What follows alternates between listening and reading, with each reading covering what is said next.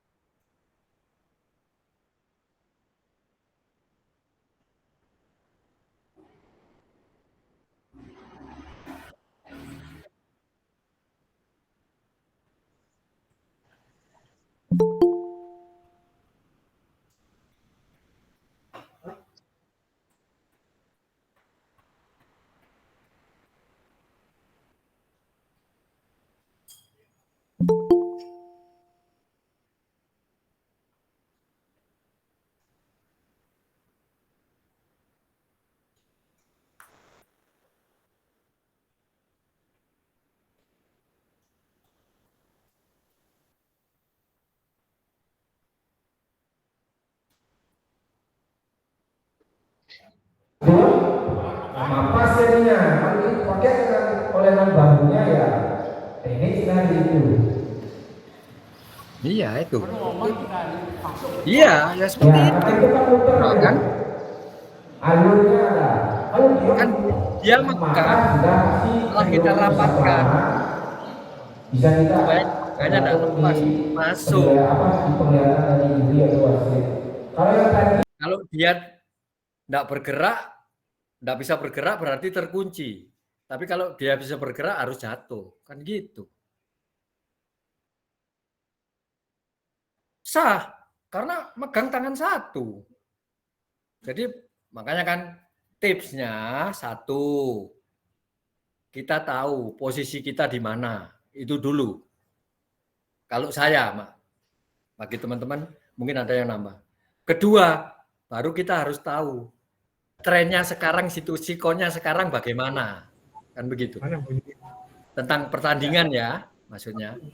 Ketiga, pahami aturannya.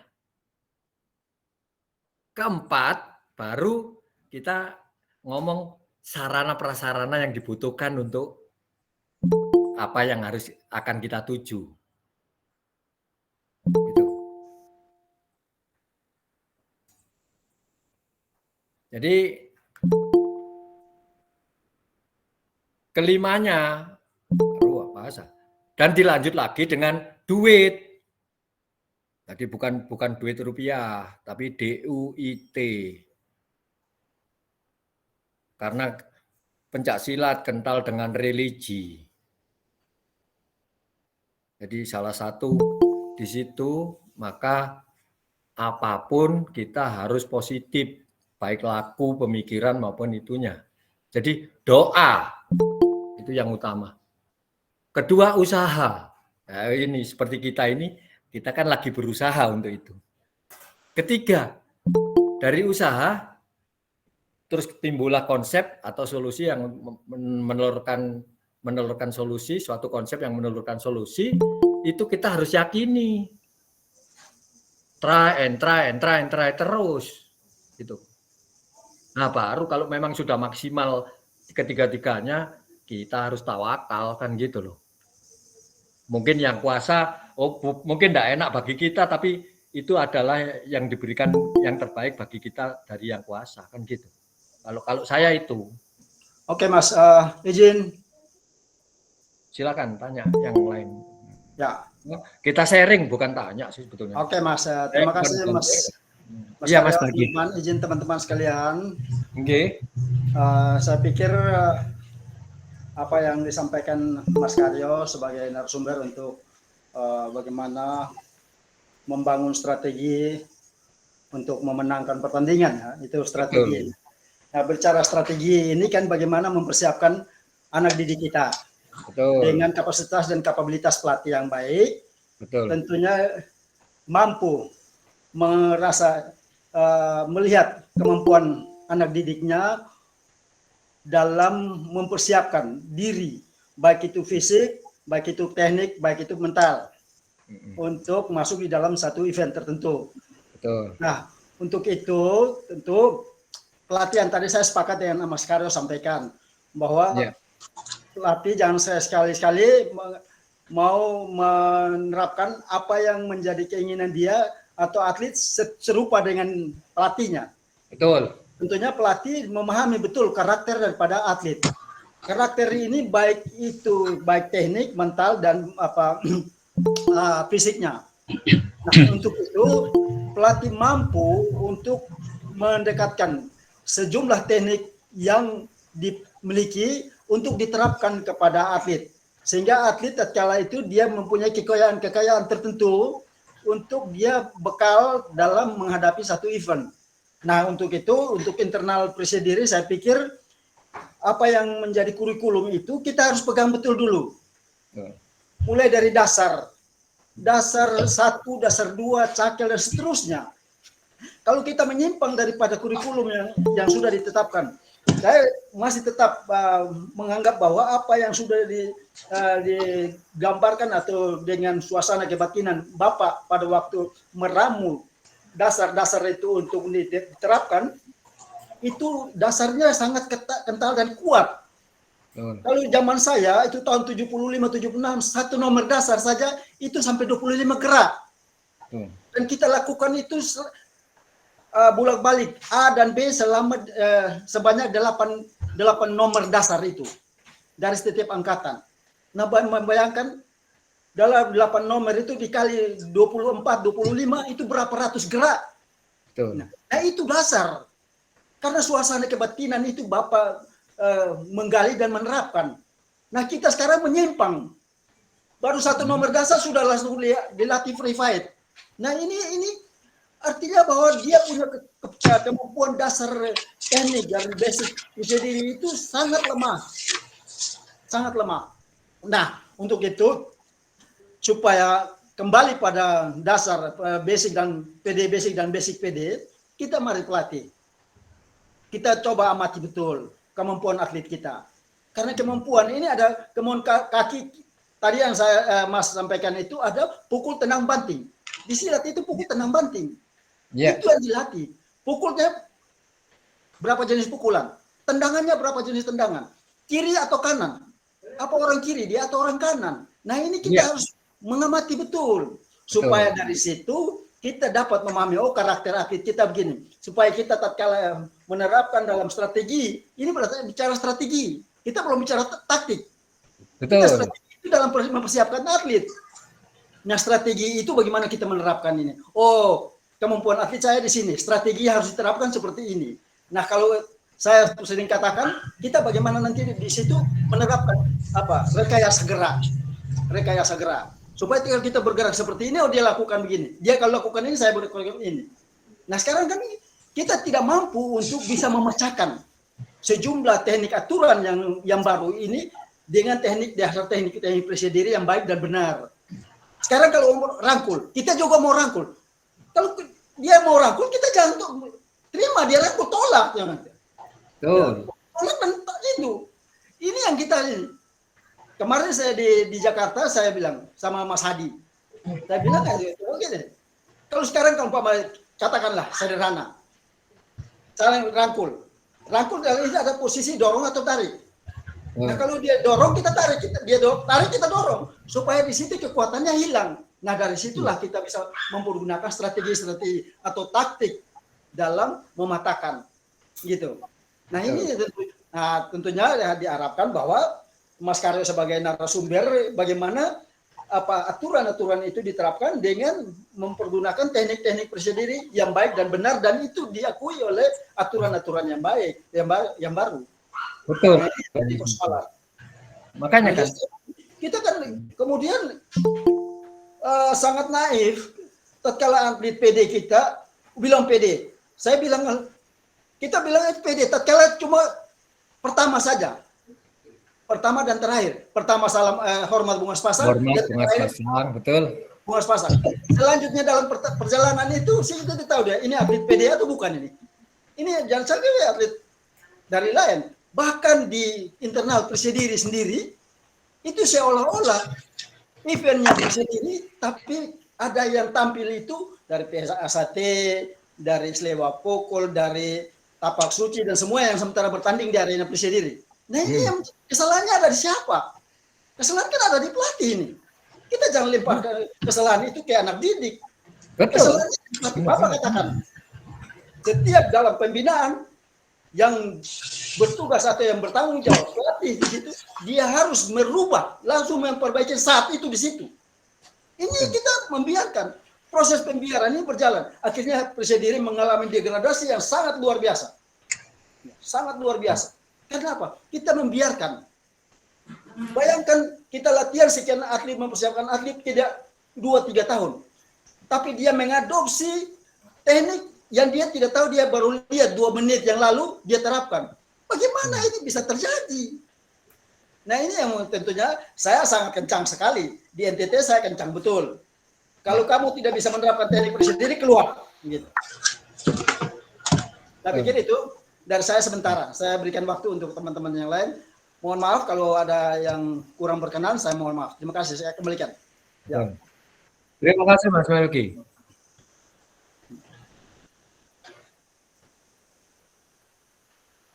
Iya, makanya kan saya tadi cerita. Atletku dasar 2 bisa PON. Ya memang mereka belajar baru sampai berpasangan tangan 2 itu, berpasangan dasar 2 itu di buku pedoman latihan, buku putih itu. Saya melatih tidak menyimpang dari situ. Nah, makanya kan saya bilang, mereka mungkin melakukan sikapnya atau gerakannya itu belum sesempurna seperti kita. Kan gitu loh. Sehingga, tapi keinginan untuk itu, situasi sekarang, keinginan itu, kebetulan di Jawa Timur, yang berminat untuk turun ke gelanggang, nggak ada, nggak sampai putih hijau sekarang di Jawa Timur ini. Ya paling banyak putih, cakel dasar 2 sudah. Apalagi yang OSN ya. Iya, makanya sekarang usia dini. Usia dini itu anak SD baru masuk. Anak Dan baru semua. Dan yang dibandingkan. Makanya kan gini, kenapa saya berani berbuat seperti itu, Mas Melki? Ini pengalaman saya. Di Mukadimah kita, kan ada mengembangkan dan melestarikan. Nah ini yang harus kita beda. Kita breakdown di situ. Saya dalam taraf pengembangan. Karena pengalaman saya terbuka. Saya setiap latihan, saya sampai dikatakan sama itu. Kalau saya kasarnya gitu ya, saya agak sombongin. Kalau saya nggak militan, saya sudah nggak jadi orang PD dari dulu. Soalnya saya 2 tahun nggak pernah putus, saya ke Tenggilis. Tapi tiap Kamis, Minggu, yang saya peroleh apa? Oh, pelatihnya seperti ini.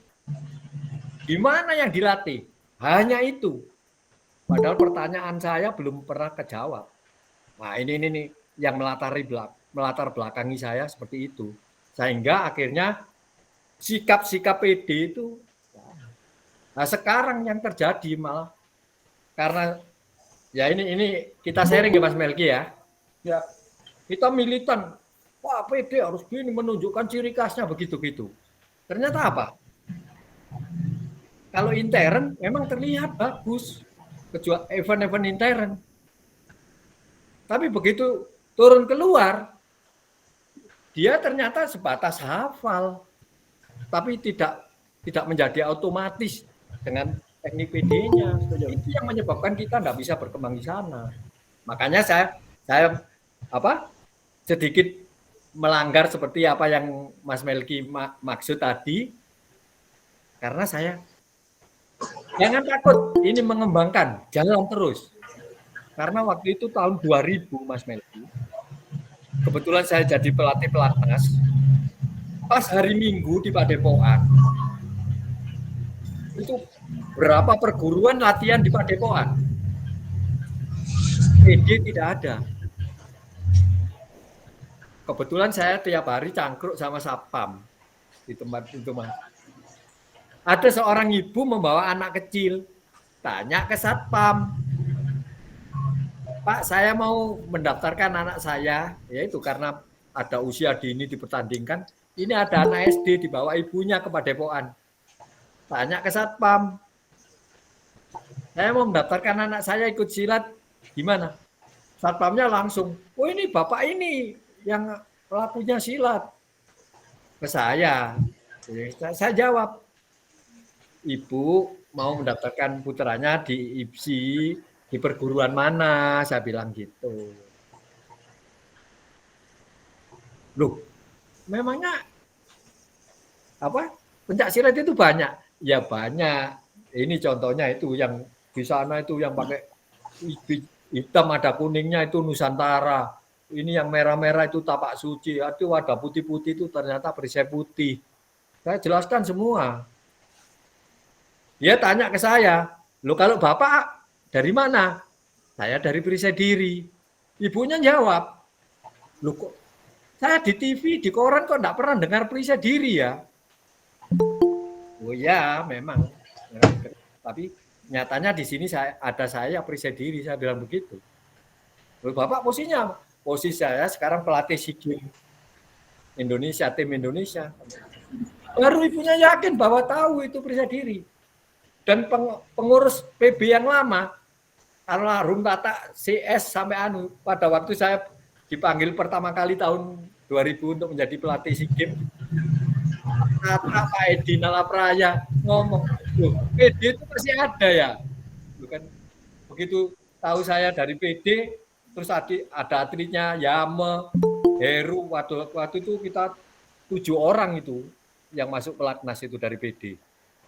Dari Jawa Timur 16, 7-nya PD. Ya itu termasuk Menik, Heru, almarhum sama Yame. Itu Bang Yame masih ada itu misalnya. Itu baru orang PD melek. Loh PD masih ada ya? Karena setelah Mas Susilo, Mas Kaban hilang. Mas Tony mungkin yang terakhir ya, Mas Tony ya, 86 ya. Mas Tony 86 itu yang masih 87 ya. Siapa? Mas Iya, Tony. 87 kan 86 ketemu aku di mana? Di Unisba pertama itu yang sama Yosep Erik itu. Kan gitu. Ya itu. Setelah itu kita enggak ada atlet PD di sana itu. Ya ada ya dari Jawa Timur itu yang dasar 2 itu. Seperti Andi Mulyono itu gantinya setelah 87 itu. Jadi kan tinggal 89 adik saya si Trio toh. Trio. Itu yang rame sama Joko itu. Ya cuman itu. Setelah itu Hilang. 89 1. Terus 89 masih ada 2 ya. Triwayuni sama Trio. Terus 93 nggak ada kayaknya.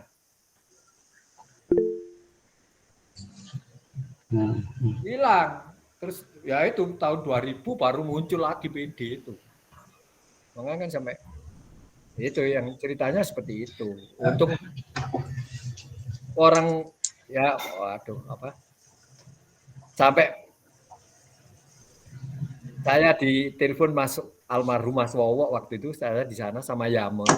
Oke, kalau atletmu masih seperti itu, apakah kamu enggak membutuhkan saya? Sampai begitu. Jadi selesai Jumat malam saya sama Yame itu pergi ke Cipanas, Mas Wowo waktu itu tinggal di Cipanas. Jadi minggu malam baru pulang lagi ke Padepokan. Ya, sampai seperti itu. Jadi dan beliaunya, oh iya kalau memang atletmu tingkatannya masih seperti itu, apa yang ditampilkan seperti itu enggak masalah. Tapi terus mengingatkan saya lagi tentang wejangan Bapak, siapapun yang turun di medan laga, itu yang dilihat bukan ini merah, ini kuning, ini hijau. Tapi yang dilihat adalah bunga sepasangnya.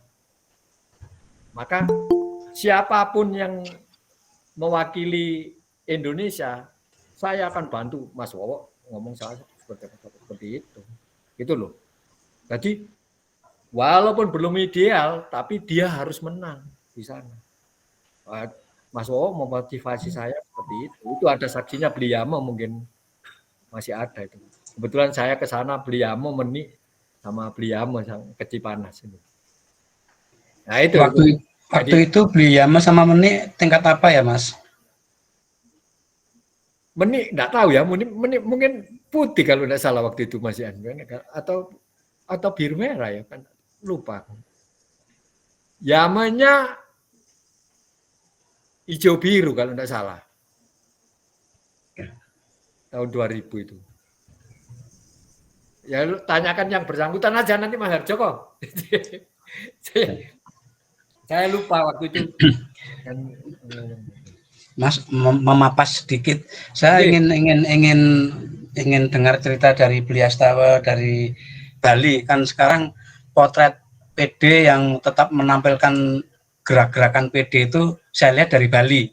Nah, seperti apa cara melatih mereka? Kemudian kalau yang luar biasa punya talenta yang kuat itu justru dari Indonesia Timur seperti dari NTT. Nah, ini seperti apa? Apakah kembali seperti model Pak D dulu, Pak Dirjo, begitu bertemu langsung berpasangan. Itu diadu berpasangan terus karena berpasangan yang seperti dasar itu sehingga muncul refleks PD-nya itu kental, teknik PD-nya kental. Atau seperti apa? Mohon cerita Beliastawa. Terima kasih. Silakan Bali. Ya, Bali dulu atau bagaimana? NTT? Kalau belum Bali belum, Mas Melki, coba Mas Melki. Oh ya, baik, terima kasih Mas Her. Saya pikir untuk NTT saya tentunya dengan karakter-karakter teknik Prisadiri yang sangat kental dari kurikulum-kurikulum yang awal, bahwa itu berpasangan. Mulai dari dia dasar sudah betul-betul memahami dasar, selesaikan bukan apa, dia sudah tamat dasar 1, rangkaian 8 nomor dasar itu selesai, masuk di berpasangan, serang hindar. Nah ini harus diteliti betul, serangannya yang baik dan benar, hindar juga yang baik dan benar. Nah saya selalu ingatkan, di Prisadiri itu serang hindar, bukan hindar serang. Sekarang kan saya lihat bahwa di Prisadiri di mana-mana itu bukan serang hindar, tapi hindar serang. Hindar dulu baru serang. Nah, ini harus kembali pada basicnya. Jadi serang hindar. Dari dia terbiasa, dia percaya diri, dia tenang, tunggu serangan baru dia menghindar. Ini. Nah, sudah selesai itu masuk dalam fight, free fight-nya. Free fight juga begitu. Dia bagaimana serangan lawan, kiri atau kanan? Kiri atau kanan? Bentuknya, karakternya tinggi atau pendek? Gempal atau ceking? Nah itu sudah dilihat karakternya. Kalau dia gempal, pendek berarti power. Kalau dia agak ceking berarti dia speed. Nah, disinilah kita harus menerapkan bagaimana power mengalahkan speed atau speed mengalahkan power. Ya. Supaya di situ bisa dianalisis. Analisisnya, strateginya diatur di situ, mulai diatur strategi dan taktik. Taktik itu di dalam medan laga, strategi itu dalam latihan. Latihan itu dengan strategi, kemampuan atlet itu kita melihat. Oh, ini atlet kanan. Dia kanan saja. Atau dia bersifat dia defensif atau ofensif. Karakternya ofensif atau defensif. Kalau ofensif berarti dia dipersiapkan secara fisikal, secara baik dan benar. Karena dia harus merebut dari babak ke babak. Nah, kemudian dari dia merebut babak ke babak, kita lihat nanti kemudian dalam satu event tertentu, pada event regional atau nasional, bahkan internasional, terutama di event nasional, ini kita lihat volume dan volume dan intensitas. Volumenya berapa banyak? Apakah 33 provinsi ikut? Itu berarti volume. Berarti intensitasnya kita jangan fight, jadi invite. Ya. Kalau volumenya kecil, kita invite. Katakanlah 8 provinsi saja, berarti kita fight. Karena 8, kita 2 kali menang, kita sudah juara. Gitu. Nah ini harus dilihat betul. Sehingga dalam penerapan ini, tentunya untuk kita di Indonesia Timur, khususnya di NTT, kemampuan dasar itu kita sudah memiliki. Kemampuan fisik, mentalnya ini. Mental tandingnya belum. Mental juaranya belum dibina. Kalau mental fight-nya oke, tapi mental juaranya belum. Nah ini yang harus kita poles. Supaya kita sebagai pelatih harus meyakinkan untuk mereka yakin. Anak didik kita yakin. Kalau anak didik kita melatih tapi tidak memberikan keyakinan supaya mereka yakin, nah ini jadi persoalan tersendiri ke depan. Kita harus berikan keyakinan. Oh begini, kalau dia serang seperti ini, kita antisipasinya seperti ini. Ya. Kalau gempal begini, berarti kita jangan adu power, kita adu speed. Kita mengambil dengan kecepatan. Supaya dia bisa keluar daripada karakternya. Kita jangan masuk karakter lawan. Lawannya harus masuk dalam karakter kita. Inilah strategi yang kita bangun, Mas Her. Saya pikir itu sementara. Jadi kita harus merubah. Jadi dia keluar dari punya kebiasaan, out of the box. Ya. Supaya dia keluar dari karakter, tentunya menjadi lemah. Kalau kita masuk di dalam karakter dia, kita yang lemah, dia yang kuat. Bisa paham ya? Bisa tangkap ini. Nah, ini bisa. Saya terangkan di NTT. Di seluruh kabupaten di NTT ini saya selalu kunjungi, saya harus membekali mereka, pelatih-pelatih dan juga atlet-atlet, supaya mereka punya keyakinan dan mereka yakin. Ya. Saya pikir itu sementara, Mas Her dan teman-teman sekalian, Mas Tony, Mas Karyo, saya kembalikan. Terima kasih. Kalau Mas Pasang. Mungkin nimpali sedikit, Mas Joko, izin. Mari, Mas. Sebelumnya mungkin yang di sini kan mungkin tingkatannya sudah semua ya. Mungkin biru ke atas, Mas. Ya, sama. Konsepnya Mas Melki sama. Cuman mungkin pelaksanaannya yang kita metodenya beda-beda. Ya. Jadi saya benahi dulu gerak dasar semua. Kalau saya ini Mas Melki. Jadi gerak dasar sudah bisa. Bagaimana saya memberi contoh mereka? Soalnya yang dipakai di pertandingan adalah kebiasaan mereka di waktu berlatih di sana. Betul, Mas. Oleh karena itu, saya memberikan mereka tanpa penjelasan, tapi contoh. 3 papasan saya terapkan di situ, Mas. Jadi setelah dia nyabit yang benar gimana, gejlik yang benar gimana, T yang benar gimana. 3 tendangan dasar itu aja yang betulkan, terus bagaimana. Itu tadi konsepnya.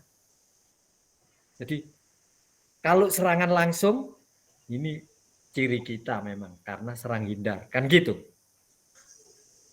Tapi kan awal-awal kita bisa kita masih untung karena lawan itu. Tapi kan setelah itu, kita kan main paling tidak 5 kali. Itu kita dipelajari, makanya saya beli dulu TKP-nya. Jadi kalau mau menyerang, ya tadi karakternya sudah kita pahami. Oh dia punya andalan gejlek, mamanya kan gitu. Nah ini kita berikan dia gejlek ini untuk bisa menyerang langsung, untuk mapas, untuk lainnya itu yang kita berikan dan itu kita biasakan. Nah, dibiasakan itu makanya kita tidak bisa instan. Istilahnya pada waktu persiapan itu yang benar waktu persiapan. Sekarang persiapan umum ya. Persiapan umum itu jangan diberi teknik. Itu. Jadi persiapan umum ya fisik. Karena dalilnya atau yang akademisi sedangkan membuat diagram ini untuk intensitas sama volume itu tidak akan bisa bertemu. Iya kan? Ya. Makin meninggi volume, makin turun intensitas. Nah, itu masalahnya. Makanya kan sekarang metode saya berubah begitu. Jadi persiapan umum itu fisik dan tadi cuman sikap. Tapi arah geraknya kita, teknik geraknya kita berikan, otot mana yang kita anu. Jadi adaptasi anatomisnya yang saya dahulukan. Nah, setelah dia bisa melakukan beberapa gerak dasar PD tadi, baik tendangan maupun pukulan atau pendeta, nah itu kita berikan serangan langsung dulu. Setelah serangan langsung, kita biasakan. Dan saya mengabaikan bentuk. Karena apa? Karena anatomis masing-masing beda. Itu. Jadi bentuk tidak saya masalahkan, makanya kan terjadilah itu. Nah, terjadinya serang bela di situ, serang hindar. Saya tidak formal seperti serang hindar yang kita lakukan dulu, kan gitu ya. Jadi begitu berpasangan karena mereka masih putih, kita ngomong masih dasar lah. Itu berpasang, pasang. Kayak di pertandingan. Sudah, kamu mau pasang apa? Yang terserah. Mereka berdua. Jadi kan kalau kita mulai serang hindar kan kita sempurna. Ya, tapi kalau di IPSI kan kita enggak boleh. Begitu wasit ngomong pasang, kita harus bersikap kan gitu. Nah, di situ kita berikan. Kalau lo kamu pasang begini, kalau nyerang mau nyerang apa kamu? Dia jadi berpikir begitu. Nah, kalau posisimu begini, kita pelatih. Makanya kan saya tadi bilang, pemula pelatihnya harus paham teknik. Jadi, oh posisimu begini, ini kamu kemungkinan bisa nyerang begini.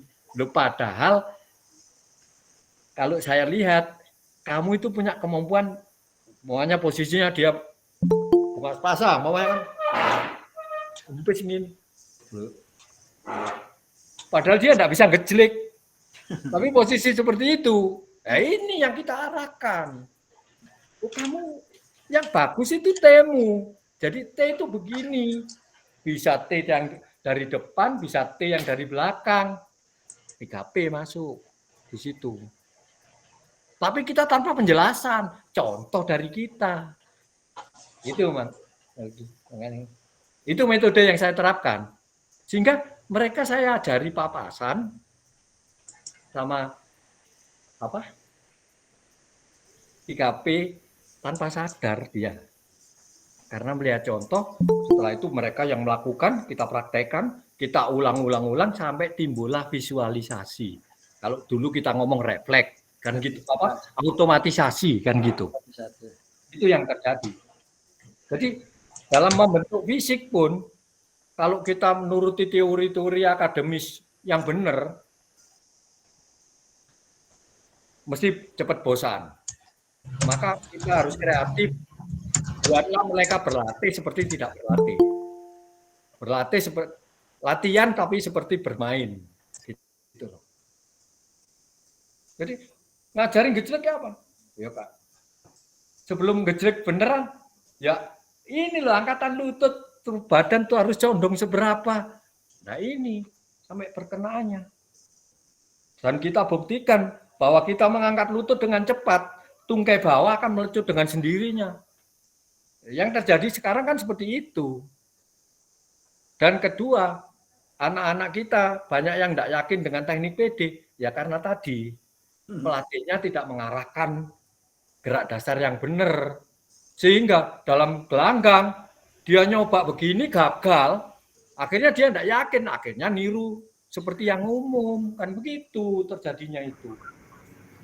Itu saya mengamati dari 86 sampai sekarang itu ya itu. Ternyata kita terbawa di situ.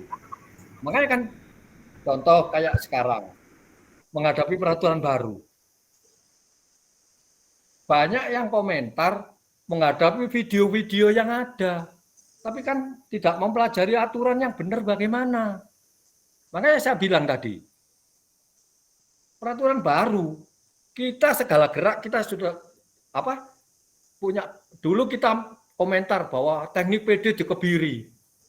Sekarang peraturan baru itu justru teknik PD ini lebih terbuka. Sikuan boleh masuk, seteria boleh masuk. Lintasan tidak dipermasalahkan. Berarti kan ya asal kena bidang sasaran yang sah. Itu masalahnya.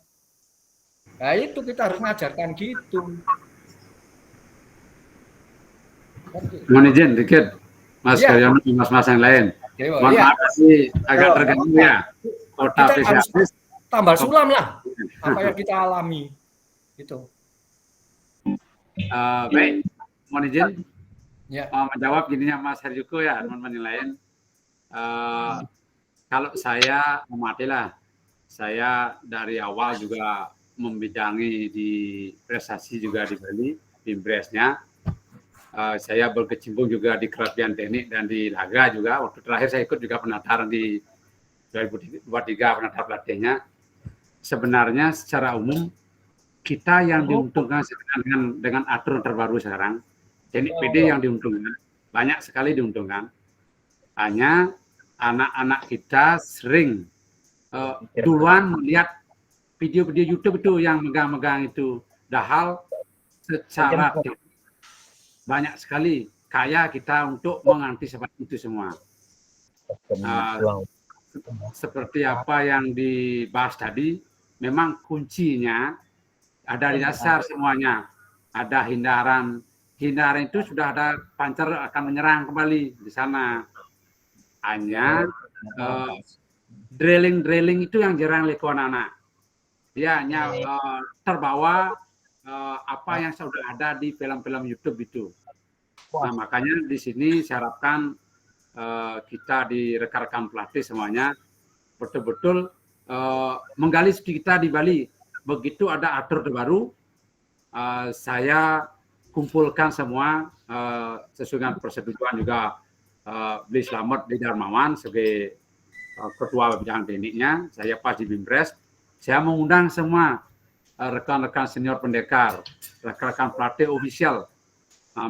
Saya tunjukkan sama Mas Sony juga. Yang kita latih, contoh, prinsip seorang pesilat itu jangan sampai orang bisa megang kita. Nah itu prinsip dulu. Orang tidak boleh nyentuh kita seorang pesilat itu. Tapi yang berkembang sekarang, kenapa orang kasih orang megang, kita membiarkan badan dari pegang. Padahal di teknik di PD ada lemparan, ada geripan, ada egosan, banyak sekali. Nah itu yang perlu kita drilling. Seperti tadi, ada saling sang. Saya praktekkan semua itu sama adik-adik atlet. Tapi adik-adik atlet mungkin di alam bawah sadarnya, nah kembali sini, dia sudah terekam seperti apa yang ditampilkan di film-film YouTube itu, megang gini, megang gitu ya. Padahal teknik kita lemparan, geripan, egosan, lingsang, supit kuda banyak sekali yang kita bisa pakai. Termasuk teknik naga. Kita dipegang, kita potong naga aja di sana, udah bisa patah tangan orang. Sampai itu saya contoh atletnya. Hanya pertemuan-pertemuan kita seperti dibilang tadi, jarang di drilling semua atletnya. Nah, saya setuju pendapat Pak Tony tadi, kalau memang bisa di masing-masing wilayah. Makanya kan yang perlu ya ini yang sangat baik betul. Ya. Teruskan Mas Dew. Teknik apa yang perlu kita drilling? Kayak kemarin Egos Gibras itu orang tidak bisa megang kita loh. Tahun 8 apa tuh saya ngetren tuh, saya satu tangan pada saat tangan saya patah bisa menerapkan teknik. Kesempat orang akan megang kita, makin megang dia makin jatuh makin keras. Nah itu contohnya menggunakan tenaga lawan itu. Itu yang perlu kita drilling teknik yang betul-betul bisa mengantisipasi tren sekarang orang megang. Kalau saya sama sekali tidak suka menerapkan teknik pegangan sama atlet. Saya coba terapkan di Bali. Hanya atlet saya masih gini, betul-betul harus kita temani terus mempraktekkan teknik harus diterapkan. Contoh latih tanding tidak perlu nyari menang, tapi menerapkan teknik yang kita latih itu yang jarang berlaku saya lihat. Apa yang dimiliki itu Apa yang dicoba dilatih tanding, jangan kembali seperti awal mengikuti orang pegangan. Saya tidak suka itu. Ya mudah-mudahan masing-masing tempat provinsi bisa ngumpul, itu saran saya. Pacaran dalam pertandingan. Ya. Iya, makanya itu.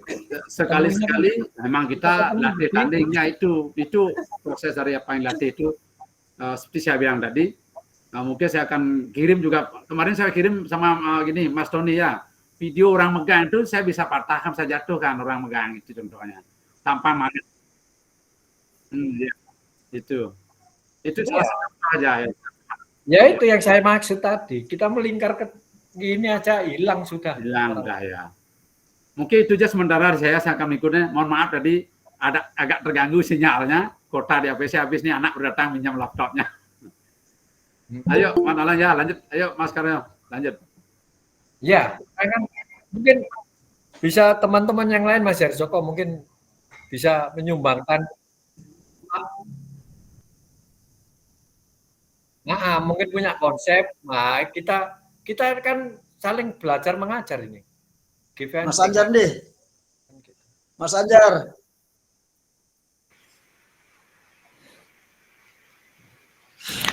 Iya Mas, kalau di Australia, terima kasih waktunya Mas Tony. Di Australia memang kita memiliki kendala yang teramat sangat pelik dalam artian untuk pertandingan. Yang pertama karena berawal dari seseorang yang tidak memiliki dasar pertandingan ya. Pertama kali yang dibawa oleh Kang Don itu beliau orang lapangan, jadi bukan orang pertandingan gitu. Jadi betul-betul bermain di teknik perisai diri tapi tidak pernah mengerti apa itu pertandingan IPSI, sehingga memang dari puluhan tahun akhirnya sekarang senior kita itu tidak ada yang paham tentang IPSI. Begitu mereka bilang oh ya saya bisa IPSI gitu, tapi sebenarnya pemahaman mereka tuh kalau saya boleh bilang itu mungkin hanya 10% dari teknik IPSI gitu. Tambah lagi dengan peraturan-peraturan baru makin sulit. Mereka lebih kenal dengan mixed martial art yang karena ya itu tadi, kalau kita nonton video-video YouTube tentang peraturan baru, kalau di sini nonton video-video mixed martial art. Jadinya fokusnya karena pertandingan juga sedikit di sini, hanya 1 kali 1 tahun.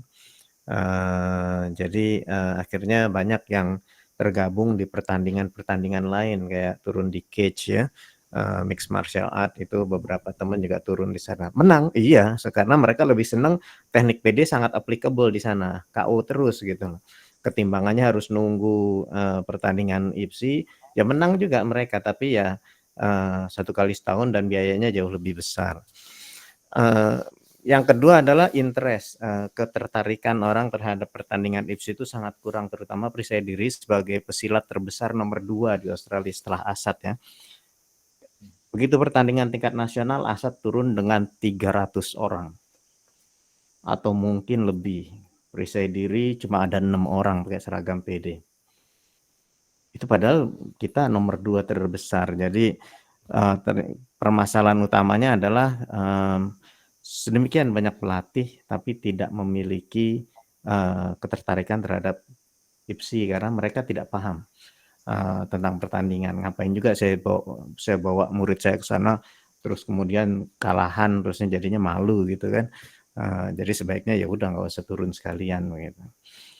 Itu kendala buat kita. Terus kendala yang kedua adalah kita kalah dengan Asad jauh sekali karena Asad itu pure-nya anak-anak Indonesia semua. Mereka sudah terbiasa dengan kualitas Indonesia, pertandingan Indonesia, standar Indonesia. Sementara perisai diri ini anak-anak manja kalau saya bilang gitu. Terutama misalkan ya, saya boleh bilang Canberra ya sebagai contoh. Kita latihan 1 minggu 1 kali 1 jam. Biaya latihan itu sangat mahal karena harus sewa tempat. Kemudian tingkat kejahatan sangat sedikit. Kalau di Indonesia bisa berebutan untuk mendapatkan prestasi, apa yang dicari di Canberra? Sekolah ada semua gratis, nggak bakal kehilangan sekolah begitu. Akhirnya apa? Di sini tuh anak-anak manja kalau saya bilang. nggak ada yang dikejar. Apa sih yang dikejar? Ulang itu ngapain harus pukul-pukulan gini-ginian, orang jahat juga nggak ada kok. Jadinya saya selalu berpatokan, kamu yang keras, bayangin kamu lagi jalan-jalan di Bali, jangan harap kamu bisa ketemu orang baik di Bali. Di Bali banyak orang yang nggak bener juga, seperti di Jakarta, seperti ini Indonesia, ini silat Indonesia, dibuat untuk karakter Indonesia. Jadi tantangan kami memang seperti itu. Untuk mencapai kualitas, jujur aja perisai diri di Australia itu kalah jauh. Kemudian interest untuk bergabung di pertandingan EPSF kita sebutnya, itu IFSC-nya Australia, ketertarikan mereka juga sangat sedikit karena nggak ada apa setelah ini. Kalau saya juara terus saya jadi apa? Nggak ada. Kemudian pelatih banyak yang tidak memiliki ketertarikan IFSC karena memang tidak memiliki dasar pertandingan. Sekarang sudah mulai bergerak lebih maju karena kita paksa mereka untuk ini bersama-sama dengan silat lain, kita paksa. Jadi silat lain juga sebenarnya sudah mendorong perisai diri. Kita paksa perisai diri pelatih-pelatihnya untuk jadi wasit juri. Ini yang berinisiasi itu sebenarnya silat-silat lain. Karena mereka melihat kenapa perisai diri sebagai salah satu ujung tombak majunya silat di Australia itu nggak pernah kedengeran di kita. Jadi mereka berinisiasi bagaimana caranya, tolong turunkan sebanyak mungkin pelatih-pelatih di perisai diri untuk jadi wasit juri. Itu kita sekarang udah punya 8, 9, 10. Tapi ya pertandingannya masih sangat sedikit. Itu aja kendala kita di Australia. Saya nggak bisa sharing apa-apa karena jujur aja kita belum bisa memberikan yang terbaik. Kalau turun juara kita juara 1, juara 2, tapi jumlahnya tuh sangat sedikit. Yang lainnya kelas itu jumlahnya banyak sekali dari tingkat anak-anak sampai tingkat dewasa senior kan. Di tingkat senior kita juara, iya, tapi juaranya itu ya jumlahnya pakai seragam PD cuma 6 orang. Padahal pesertanya ada mungkin 400, 500 gitu, 400 lah katakan. Tapi yang pakai seragam PD itu cuma 6 orang. Jadi ya kita juara iya gitu, tapi nggak terdengar. Kira-kira demikian dari kita, Mas.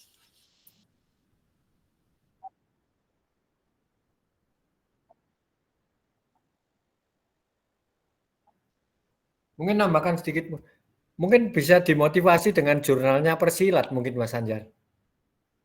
Kan di sana kan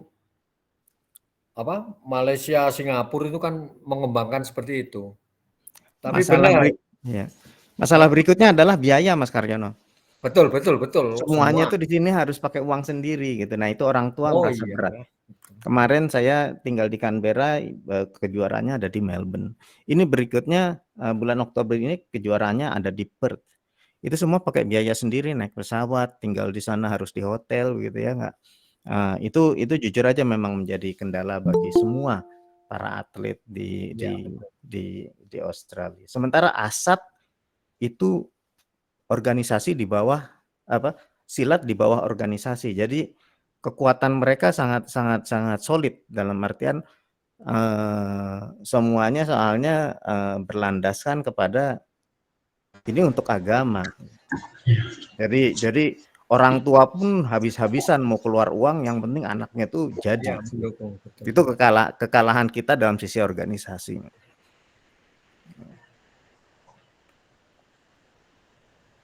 Itu aja Mas, silakan ditanggapi kalau perlu ditanggapi, kalau nggak mungkin sharing dari yang lain. Mohon minta mapas lagi. Mungkin ini akan saya sarikan apa yang kita bicarakan saat ini, sangat menarik sekali.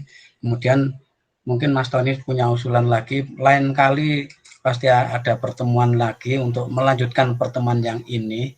Pasti hasilnya jauh lebih bagus, efektif, dan hasilnya saya pasti bisa berkembang di daerah-daerah terutama di Indonesia, dan pastinya nanti menular ke Australia. Kalau dari Australia bisa memunculkan juara-juara yang di Australia saja dulu, nggak usah ke Indonesia, lebih baik bertanding di Australia dulu daripada di Indonesia. Gitu. Izin saya nambahkan sedikit ya. Saya tertarik tadi apa yang disampaikan Mas Karyono itu, untuk mengawal atlet kita bisa banyak turun dipakai lah istilah di IPSI pelatih kita harus memang masuk di organisasi IPSI-nya juga. Nah di sana kita kalahnya karena pengawalan atlet itu dari organisasi kita ada di IPSI-nya, pelatih kita juga betul-betul banyak pelatihan, atletnya betul-betul memang setiap hari terpantau, terpilih, disiplin. Ketiga yang terakhir pengawal di wasit juri juga. Nah di sini saya sering di Bali mengumpulkan teman wasit juri juga. Begitu ada selesai pertandingan kita evaluasi sampai saya bilang gini, kita harus militan mengawal anak-anak kita. Berimbang pun harus berani memenangkan anak kita. Jangan cari muka di forum lembaga di sana. Saya sering bilang seperti itu. Karena bagaimanapun orang rebutan untuk meloloskan atletnya kayak di Sportprov. Saya waktu ini di Bali di IPSI. Politis ya. Ya politis saya keras. Saya debat juga dengan gini ketua gini tetangga kita yang di Indonesia semua itu begitu. Ya, makanya bagaimanapun saya harapkan teman-teman di masing-masing provinsi atau kabupaten harus ada ikut di lembaga kita, supaya bisa hal-hal apa yang perlu kita bahas, kita bisa memutuskan bareng di sana. Jangan sampai hal yang sudah kita sepakati nanti dicolongin lagi, kayak di Bali, juara Porprov harus ke Prapon. Kita waktu ini minimal kita 2 yang lolosin, hanya dari kelembagaan tetangga kita di bernegara dia mengajukan ini ke ketuanya Rabi lagi, nah hanya 1 jadi kita bisa berangkat. Nah artinya itulah konsep-konsep kita yang harus kita kawal, di mana PD bisa kembali berkibar. Dari bawah memang kita harus kawal, dari kepengurusan, dari pelatih, atletnya sendiri memang betul-betul mau ikut, terakhir di wasit juri juga harus berani juga mengawal. Istilahnya perguruan lain kalah pun dia bisa ngangkat darah menangkan dia. Kenapa kita enggak? Memang banyak ATPD itu yang jujur ya kita ketahui. Itu karena kita mengajarkan pengembangan di PD itu bukan juara, memang kita target yang pertama gimana membentuk karakter. Setelah ada karakter baru ke prestasi. Nah, itu yang kita sasar sebenarnya. Nah, terakhir, ya silakan.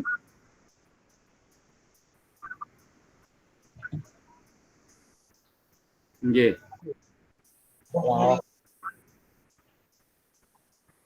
Mungkin tambahin sedikit Mas Tony.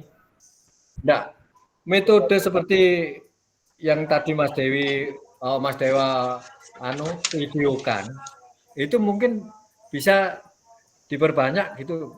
Saya soalnya nggak sempat, saya mau begitu. 1 saya nggak ada ranting, kedua saya kesibukan saya sampai PON ini mungkin saya nggak bisa meninggalkan IPSI kan gitu loh. Jadi metode seperti itu tadi kalau ditampakkan itu, nah itu tergantung pengamatan, masih tergantung pada pengamatan juri. Sah atau tidak, itu tergantung pengamatan juri. Makanya kan kalau peraturannya paham, kita buat hal semacam itu dilihat dari beberapa angle gitu, Mas. Jadi mungkin nanti dalam bentuk lain gitu. Saya nanti akan coba gitu. Mungkin nanti pertemuan berikutnya kita bisa langsung bahas pada permasalahannya kan gitu loh. Sementara ini kan kita seleksi ya.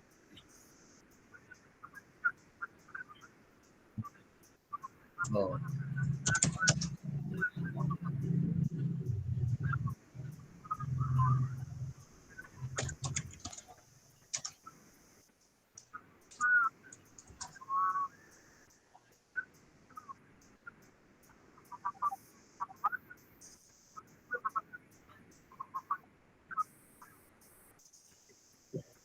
Ya, untuk bahan itu ya, untuk bahan diskus itu. Ya.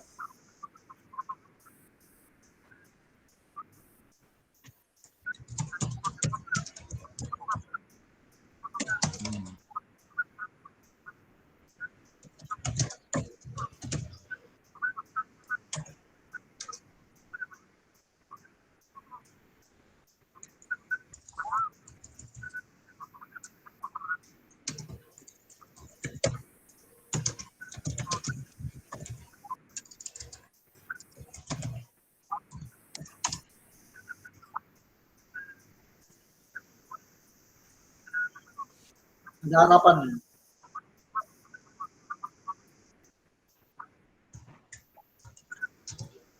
Ya.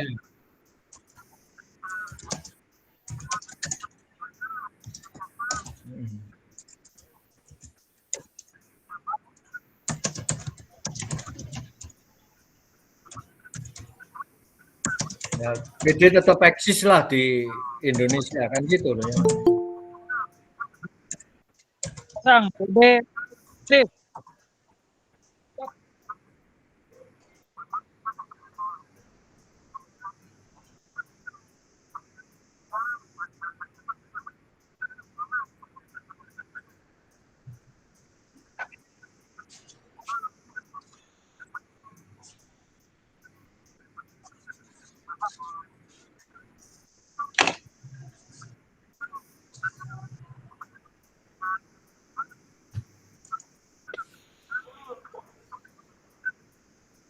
Iya, betul. Mas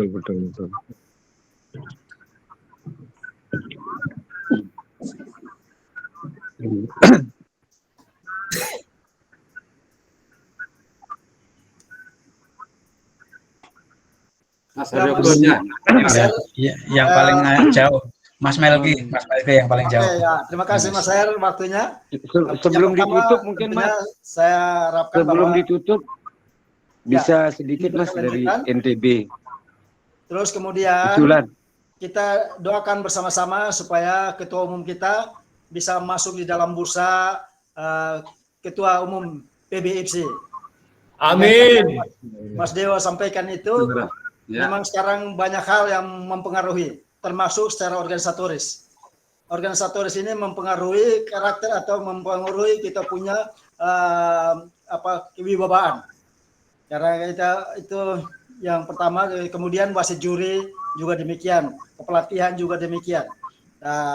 Tentunya faktor-faktor yang sebutkan tadi itu yang mempengaruhi sehingga kita coba berupaya masuk. Tapi yang paling penting adalah kita mempersiapkan atlet kita yang baik dan benar supaya apapun faktor-faktor yang di luar itu tidak mungkin mempengaruhi kita kalau kita punya atlet yang baik dan benar dan handal untuk menghadapi satu event. Terima kasih waktu dan kesempatan saya kembalikan.